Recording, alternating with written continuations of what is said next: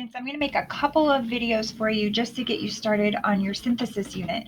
So I'm going to go to Module 7 and go to Synthesis Information, which you should already be on. And I have a brief explanation of all of the things that you are doing. You have a timed write on March 4th, so it's very important that you remember.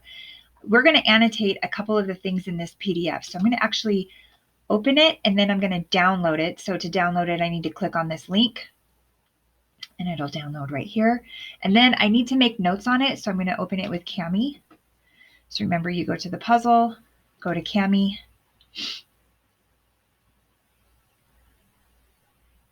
I just downloaded it to my computer. So I'm going to open from my computer and then I'm going to wait for it to come up. I think it's this one.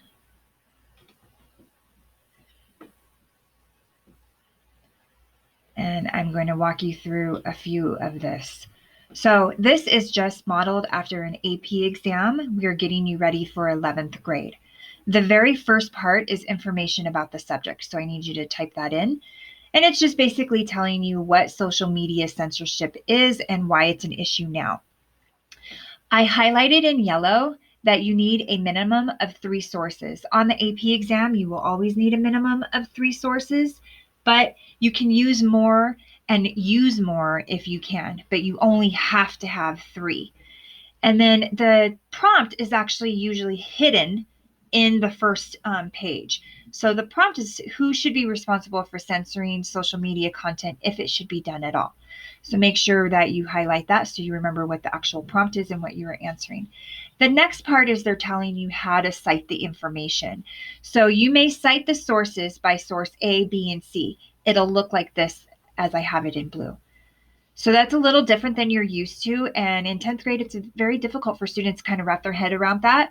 But we already have them labeled for you. It says you can do it by author or article. It is so much easier just to say source A, B, or C. Okay. So we went through all of the sources. Usually on the AP exam, there are 6.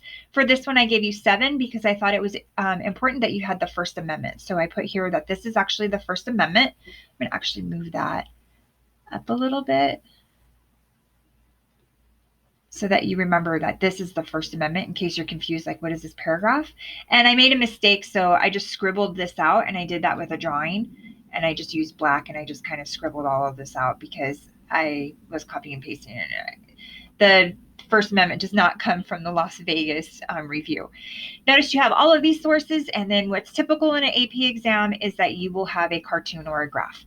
So you may use this as a source. This cartoon graph is labeled source H. First Amendment is labeled source G. Okay. There's another video on how we're going to annotate these articles. Have a wonderful day.